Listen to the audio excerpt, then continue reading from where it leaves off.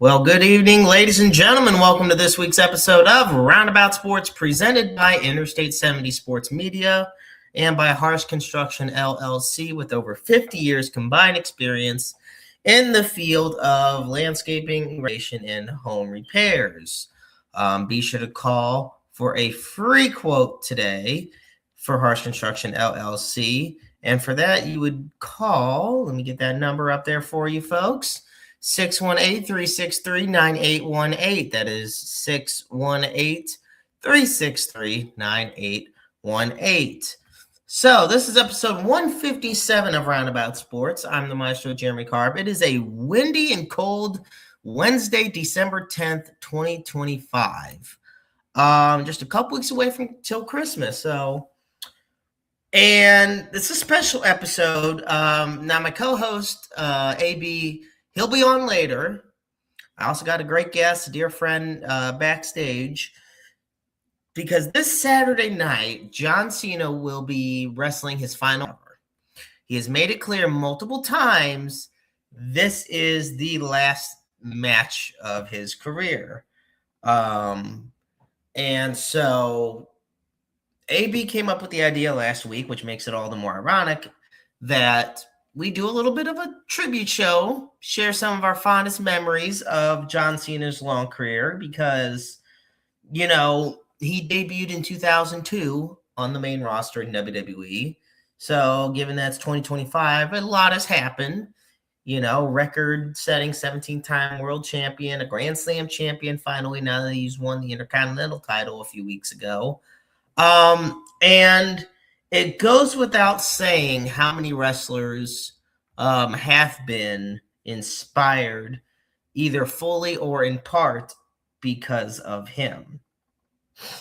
So, with all that said, there is a couple interesting stories that I know of when it comes to John Cena. So, now I've been watching wrestling probably since about 2004, 2005.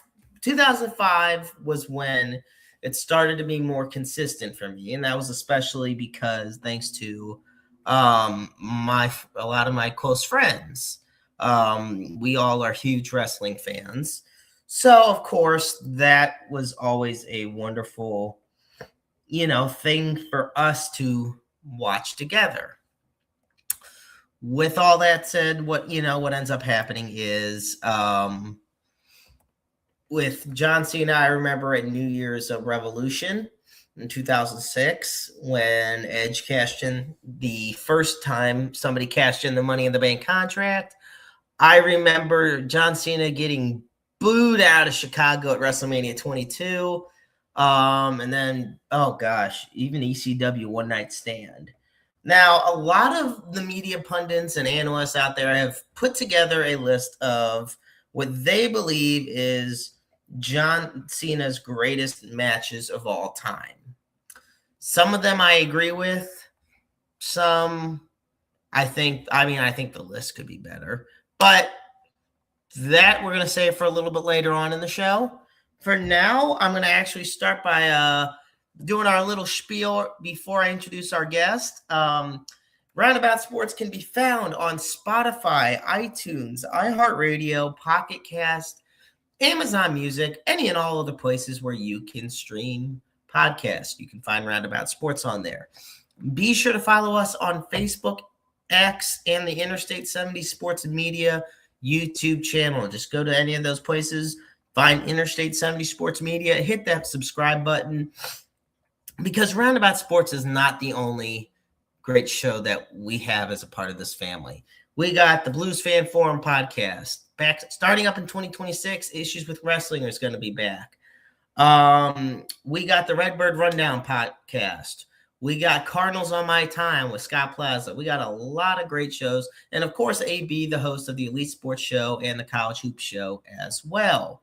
So with all of that, it's time for me to bring on, this is kind of funny because I'm having deja vu. I've been podcasting since, probably 2013.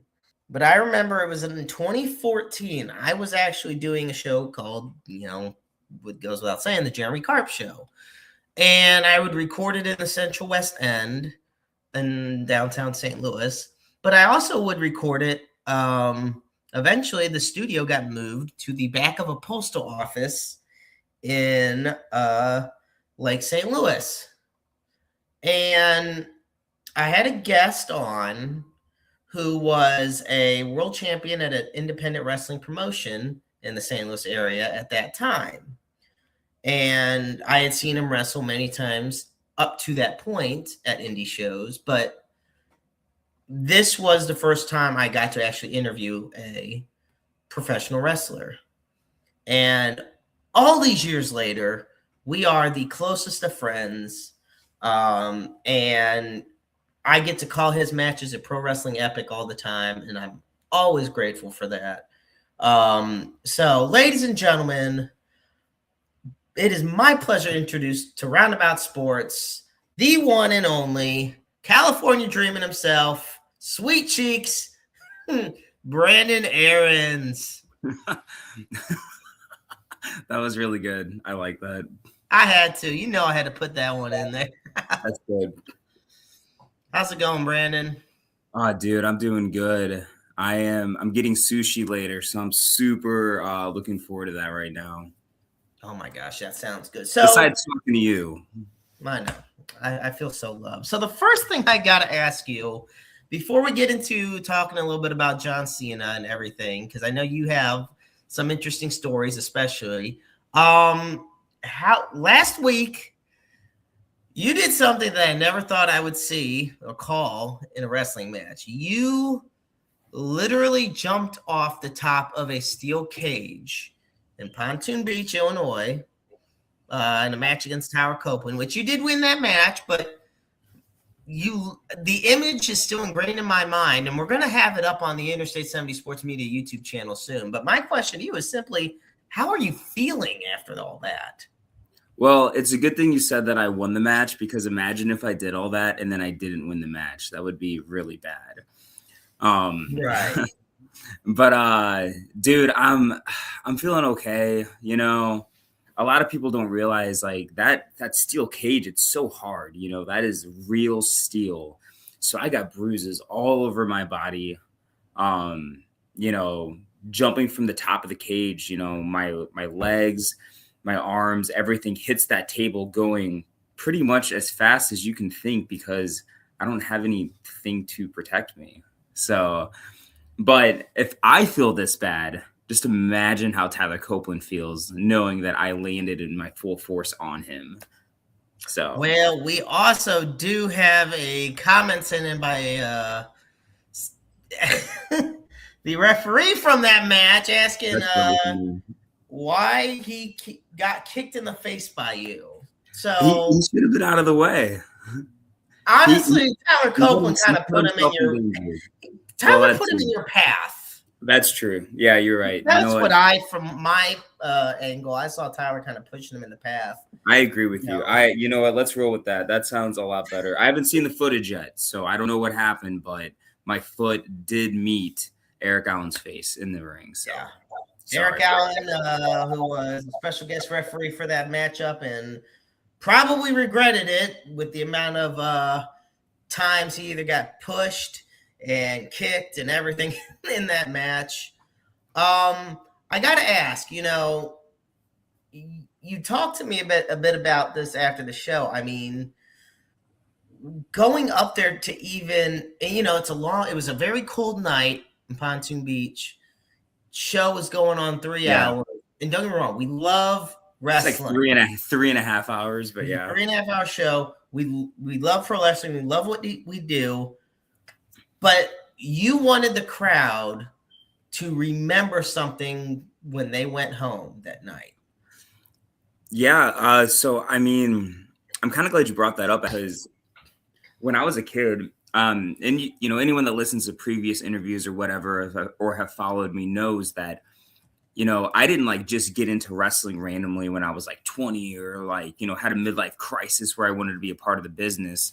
Like I pretty much like grew up in this. So when I was 12, Yeah, I was 12 when I went to my first independent wrestling show. And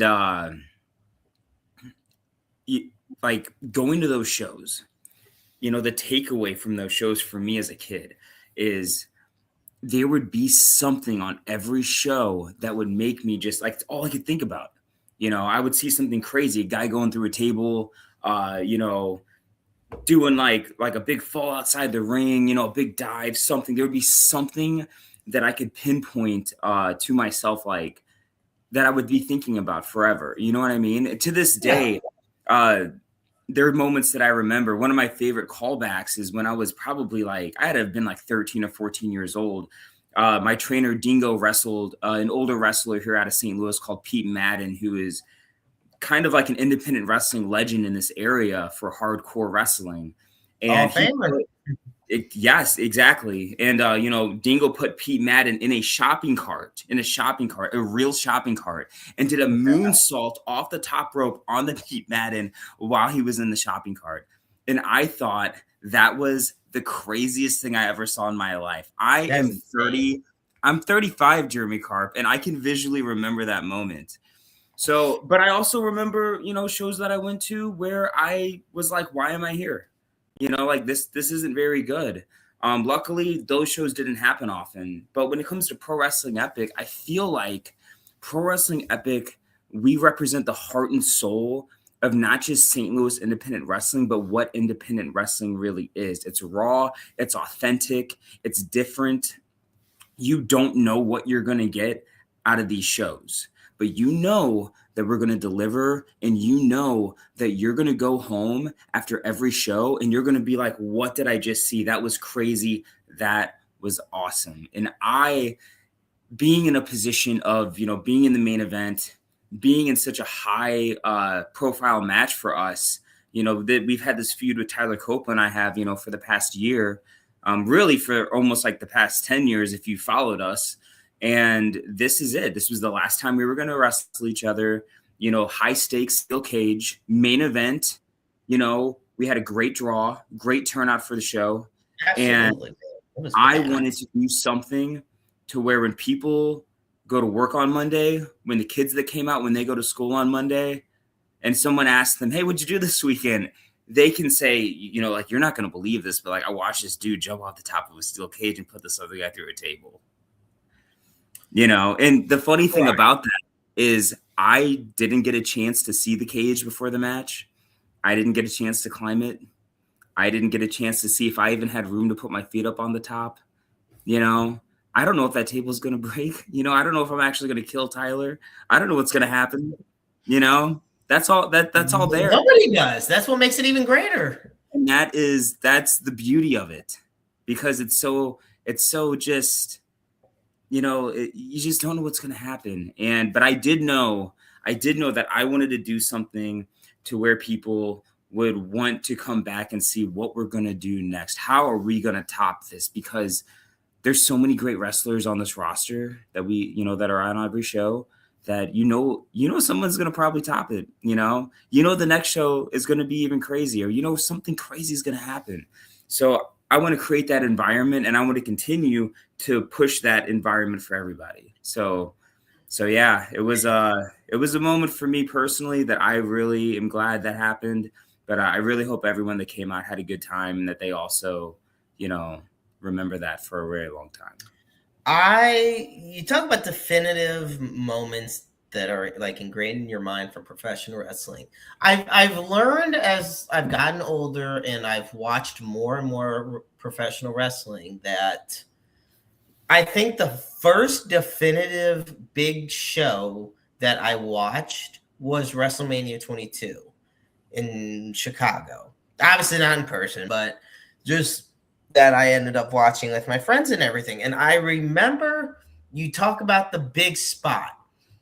There were two big spots from that show that are ingrained in my mind forever.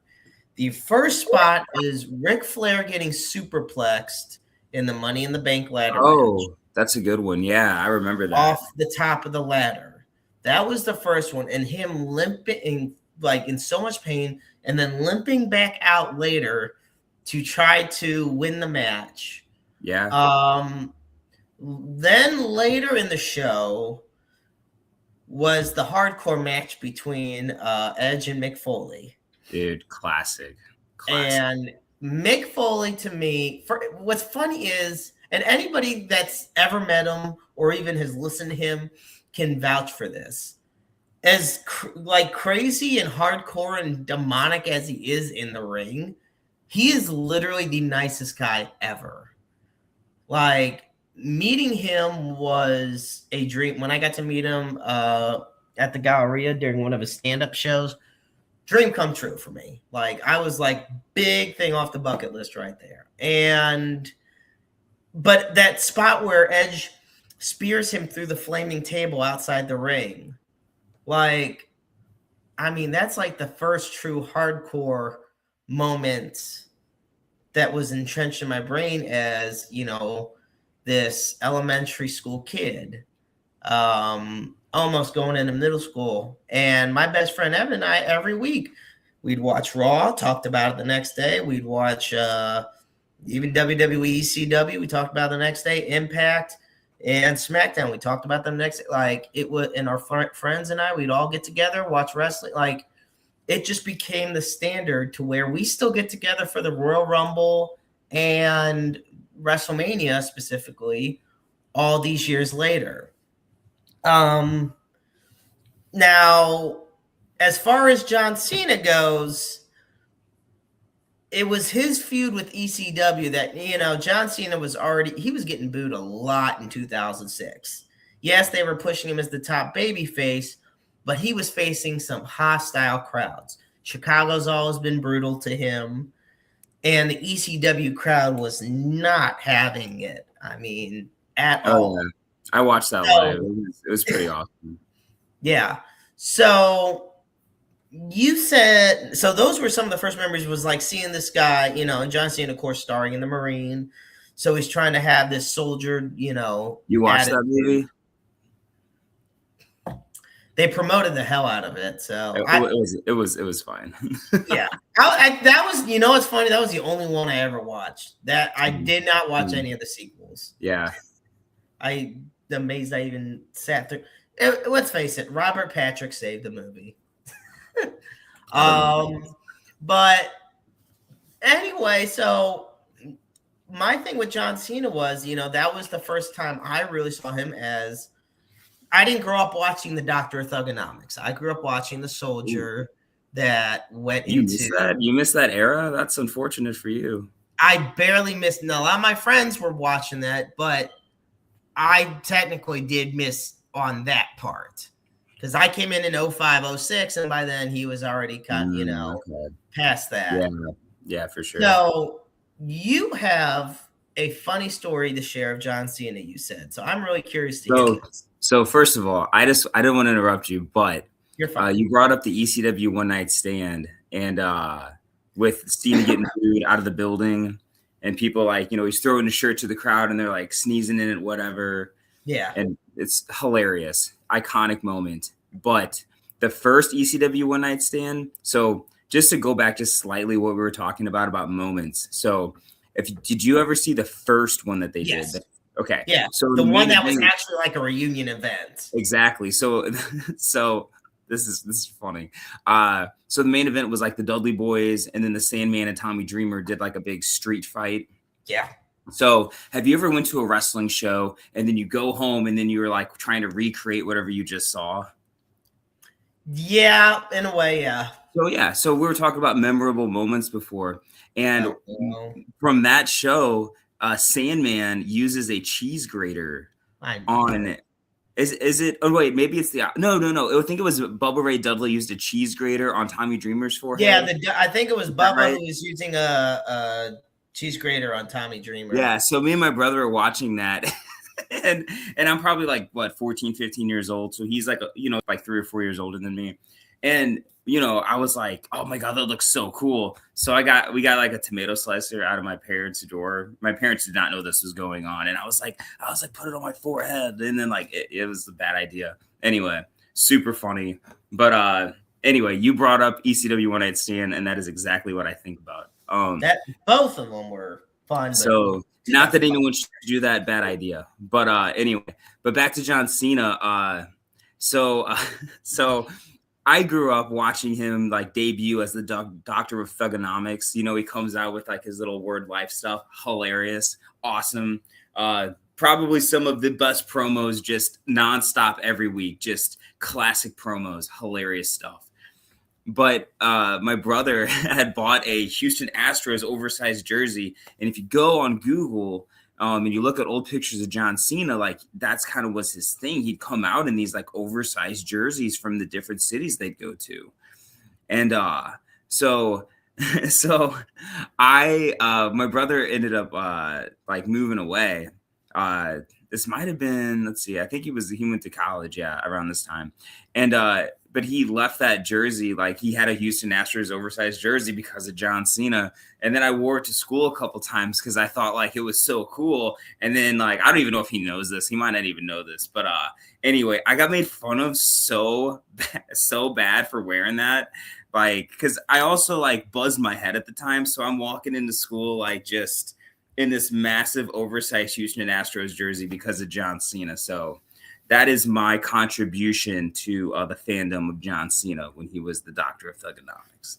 So there you go. You know, I will say the first time as a kid growing up, you know what? The only time I really got to see John Cena as the Doctor of Thugonomics was the OG Day of Reckoning on the GameCube. Because in that first one was when he was the Doctor of Thugonomics. Yeah, now we got Jared that's messaging in, sending his comment, says, my love for Cena revived during Team Cena versus Team Authority, which for those that don't know was like 2014. Prior it faded, but that storyline revived it. And that was one hell of a storyline, honestly. Okay. That was solid. You know, I wanted to put this out here. So Bleacher Report came out with their top 10 John Cena matches. So I saw that earlier. I saw someone share that.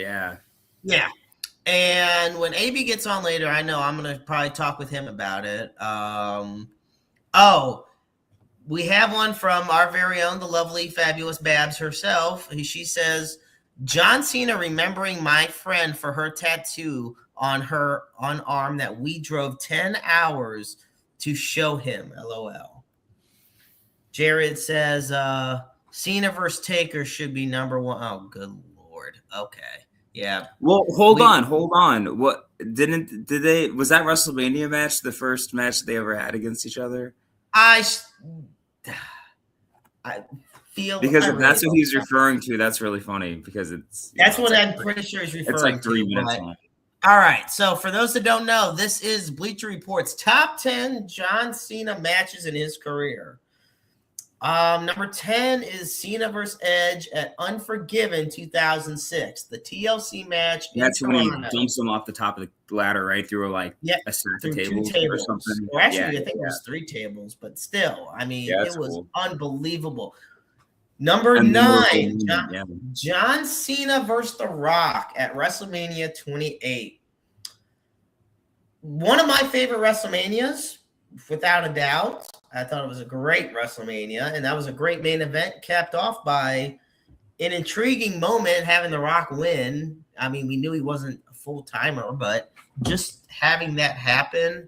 It's an iconic match, for sure. Absolutely. This one I don't know about, and you give me your thoughts, Brandon. Number 8, they have Cena versus Cody Rhodes, SummerSlam of 2025. I actually didn't watch it, but I think for this era, if you for this era, I think why not throw a match in with the guy that's is at the top of the business right now? Because, to fans that got on late on the Cena train, they might not know his older stuff. So, they might look at a match like that and be like, that's the best match he's ever had. Where you and me watched him and Punk from years ago, or I don't know if you were around for his feud with JBL. That was my favorite. That's my favorite feud of his, but people don't really talk about it as much because it's just not relevant. So I think that's fair to put that on there. So here comes number 7. Now, this one to me, I could make, and our friend Eddie Jameson tuning in. Eddie, folks, is a long-time listener. Thank you so much for tuning in, Eddie. We are counting down John Cena's top 10 matches as written by Bleacher Report. Now, number 7 is one that I could consider John Cena's greatest match, and it very well might be my favorite John Cena match. John Cena versus Shawn Michaels on the April 23rd episode in 2007 of Monday Night Raw. It was a non-title match, and it was a rematch from WrestleMania. And it was a near hour-long match. And this was when John Cena, or when Monday Night Raw was 2 hours. So imagine having half of a show dedicated to one match on just broadcast television. Well, they do that now. They just don't do it in WWE anymore. Right. And Cena lost that match too. Shawn Michaels hit him with Sweet Chin Music and stayed in the hunt for the WWE Championship. Yeah, but well, they had a match at Mania also. Him and Cena did. Yep. And that was really good too. Yeah, I mean that was a good one as well. That was just a really good both of them were really yeah, for sure. Next we have John Cena versus AJ Styles, SummerSlam 2016. Yeah. So that was a very good one. And I know a lot of people are going to talk about the Royal Rumble John Cena versus AJ Styles match. And maybe it's on the list, maybe it's not. But one thing's to be said, AJ Styles, especially in John Cena's later part of his career, AJ Styles brought out some of the best that we saw of John Cena. And, you know, I think for fans like myself who had watched Impact Wrestling, Total Nonstop Action Wrestling and everything, and WWE at the same time back then, seeing guys like AJ Styles and John Cena finally fighting in the ring together was one of those dream matches. You know what's cool about that? Because no one talks about this. So when I was a kid, my brother bought like some random ass DVD. Sorry, I didn't mean to cuss, but random DVD, and it was like the company was like UWF or something. I might have that wrong, but it was like based in SoCal, and Cena and Samoa Joe actually like came up there like when they were on the Indies. You know, but this is like before OVW. So it's funny to me how Styles has these like this whole catalog of these amazing matches, and some of the best are with Cena and Joe, and they actually like started together. So I thought that was actually really crazy to think about. Yeah. Number 5. So this is an interesting one for me. Because John Cena, of course, being the goody two-shoes good guy in 2007, you needed a really monstrous bad guy to go toe-to-toe with him. In comes Umaga. So at number 5, they have John Cena versus Umaga in the 2007 Royal Rumble. And what's interesting is this was not just any ordinary match. This was a last man standing match. Oh, yeah. And the image to me of a bloody John Cena screaming as he choked out Umaga, which was unbelievable for me. Once again, another endearing image of that ruthless aggression, John Cena, the guy that would do whatever it takes to win the match, like not necessarily in a dirty heelish way, but just in the way of never giving up.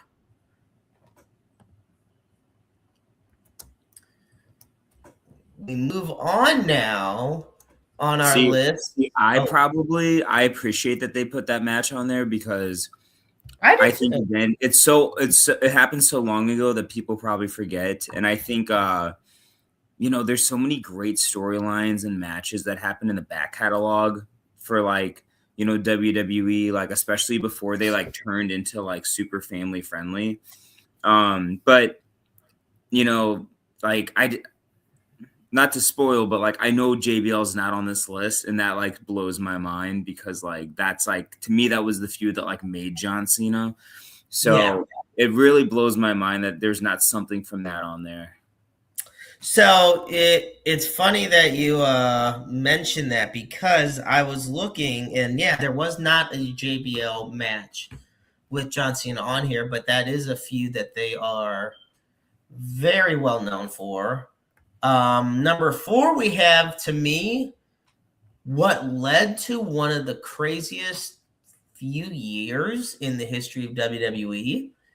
John Cena versus Daniel Bryan at SummerSlam 2013. Because this was the catalyst for Daniel Bryan taking on the Authority heading into WrestleMania 30. And people don't realize John Cena was wrestling with a torn triceps at the time. And the muscle was balled up all the way up to the elbow. Well, they didn't know. And honestly, John Cena's wrestled with injuries before, but still, like, it's, you of all people would know, it's not exactly a pleasant thing to wrestle through an injury.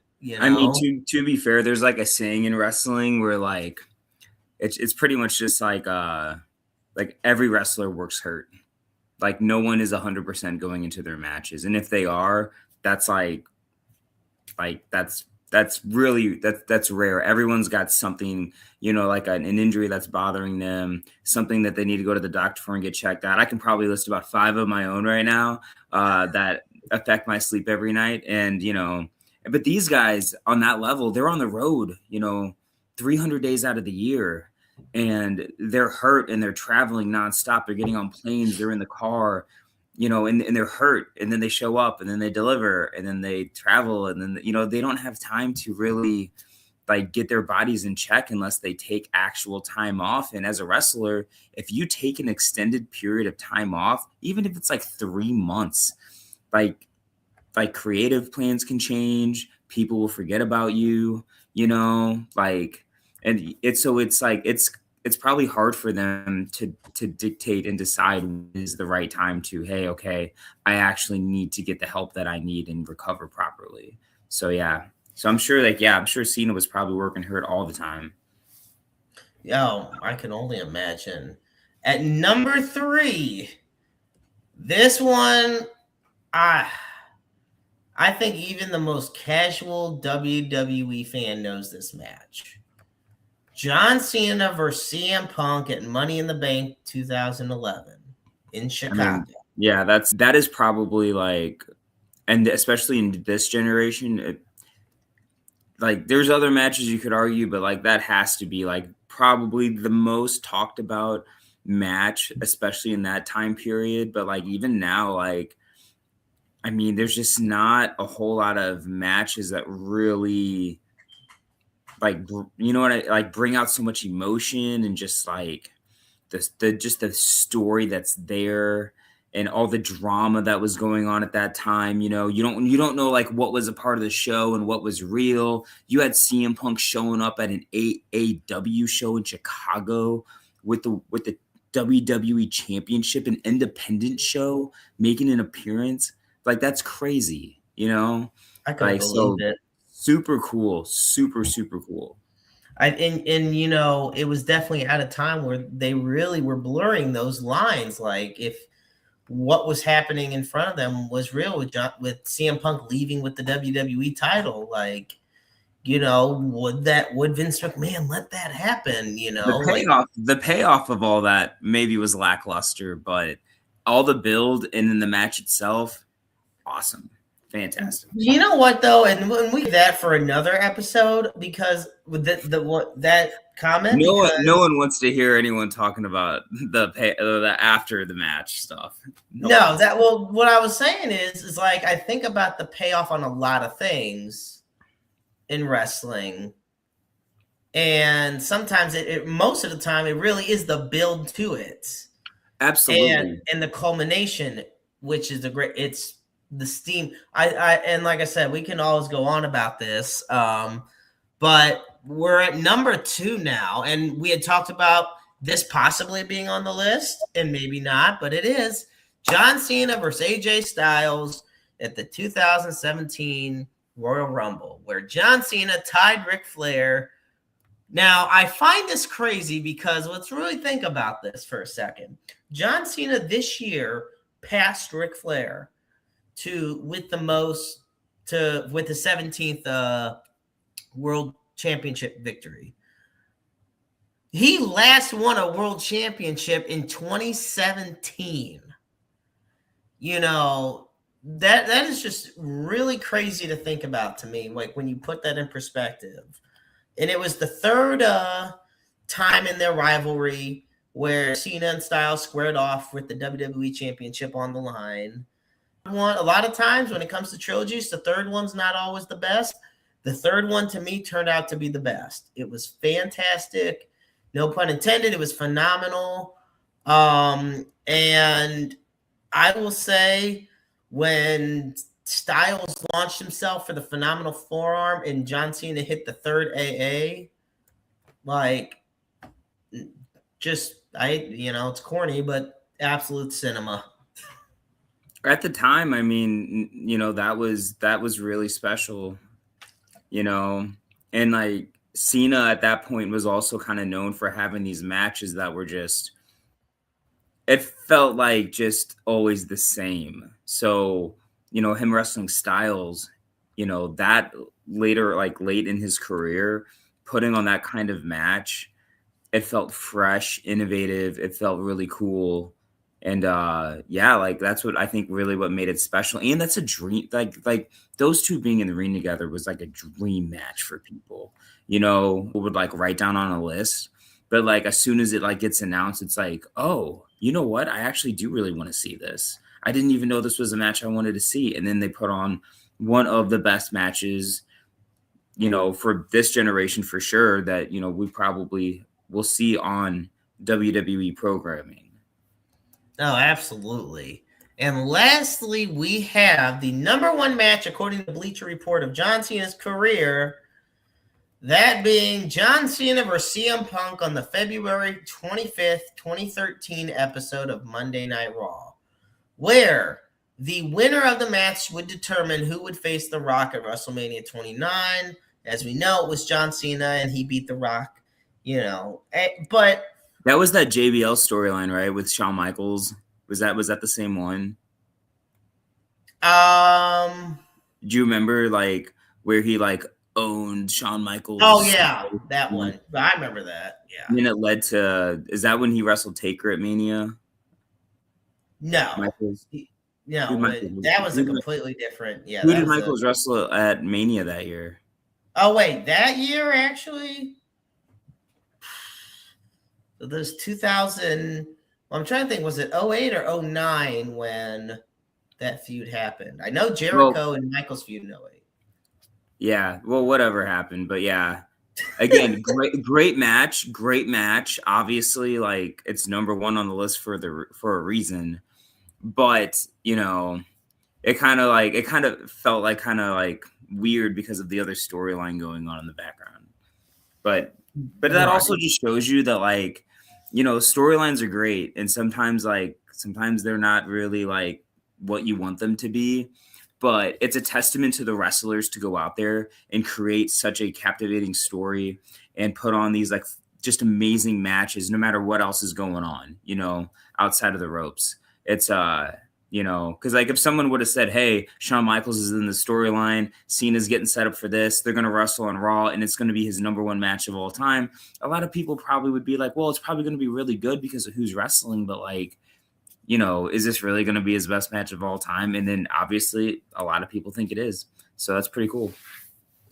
I think, I'm going to say one honorable mention that I think should have been on this list. That I do remember, and once again, we talk about bloody, ruthless, intense matches.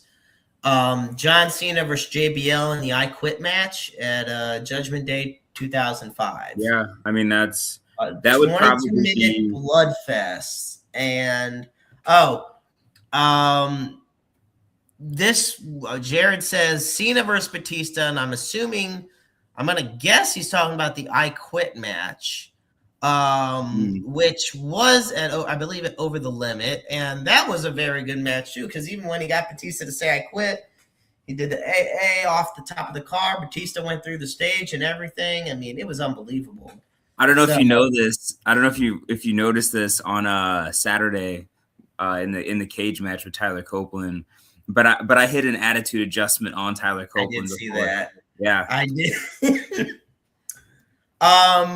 Brandon, I know you got places to be and things to do. So, but before I I have let you an go, unlimited amount of sushi that I'm gonna eat. yeah, you're good. So before I let you go, I have to ask you, because this Saturday, John Cena will face Gunther in his last match. Um, I would want your prediction on who will win this match, and at the end of it all, what are your thoughts on the career of John Cena and what he's meant to professional wrestling? I mean, when I was a kid, I think like characters like Cena before he like became like Super Cena into like this like kid friendly character. I mean, he was like one of the reasons I would want to tune in, because you got to think around that time you had like Los Guerreros killing it, Eddie and Chavo were killing it. Um, Obviously, like you had like Jericho bouncing around, Mysterio was hot at the time, Angle was hot, Lesnar had just like came into the fray, Michaels was on a second run, like those episodes of SmackDown were filled with all that. And then Cena brought something totally different. You had these guys having these, you'd like turn on SmackDown and you'd watch like Rey Mysterio versus like Chavo Guerrero. And then you'd see like Angle versus, I don't know, like someone else that like, could be Jericho or whatever. You would just see like these matches though, where it was just so much talent, in the ring. And then here comes John Cena out with the mic. And it's just like, oh, now you're really excited. And again, like that's what's so cool about that time period is you had these phenomenal athletes putting on these crazy technical high-flying matches. And then you got John Cena coming out there with the mic and basically like rhyming like balls with Deck the Halls or something like that. You know what I mean? So goofy. But you'd just be like, oh, this is hilarious. And then main event, like Taker Brock Lesnar. Like, what? Like, that's crazy. And that's just, like that was the vibe. But Cena added so much to the show by being himself and doing that. So for me, like, I mean, that's like my fond memories of Cena. I kind of got out of him once he kind of turned babyface and started being like Super Cena, but that's okay. You got to establish yourself before you can make that turn. And I think Saturday with his match with Gunther, like, I know, like, if I was in his position and it was my last match and you had a guy that was like still newish to like the WWE like universe that they have, you're not just going to go out there and do like shoulder tackle, finish, attitude adjustment, whatever. I would imagine we're probably going to see like something really awesome. And, I expect like physicality, fire, like not just like the callbacks, and if it is that, that's okay too.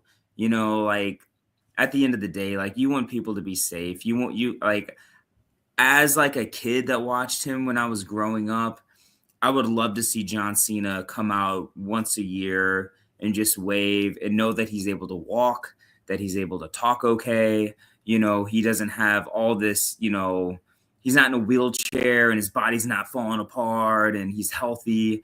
I mean, that's how like we want to see these guys. And there's a lot of guys that don't end up like that in the business, and for various reasons. But hopefully Cena's 90 years old and he's still able to walk out on the stage and just wave.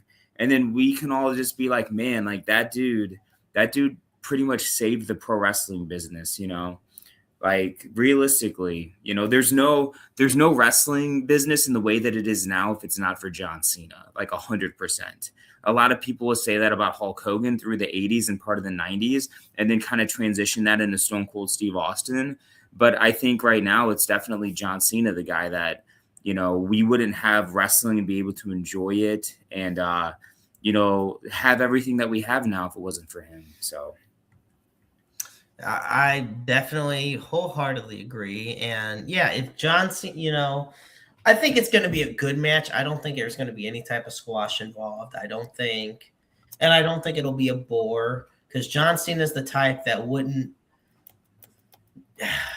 I don't know. John Cena is a perfectionist, in my opinion, when it comes down to it. He always wants the best and he expects the best.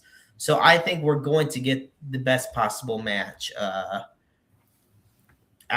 of him. Now, speaking about getting the best possible match out of a wrestler, in a few months, Pro Wrestling Epic is going to return to the Mills in Granite City.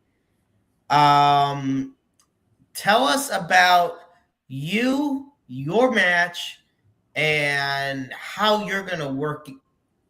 I guess I don't want to say get in shape because you're already in shape, but basically prepping for that match.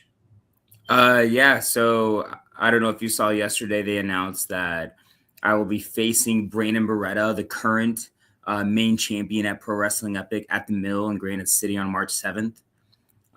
First time ever matchup. When I was younger, there was a lot of people that used to tell me like, oh man, you're full of potential. You're going to go somewhere in the business.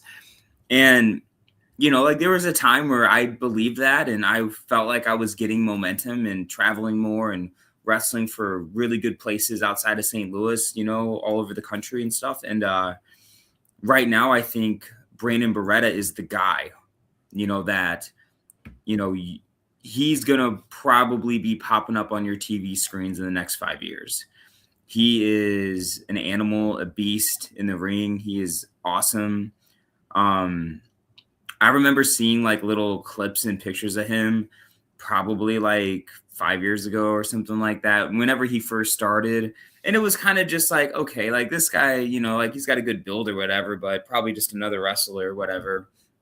And he's really worked hard and transitioned himself into being a guy that, in this area, especially that like everyone talks about, and now people are starting to recognize that outside of St. Louis, and you're seeing him wrestle for, all different kinds of like NWA affiliates and other really good independent companies.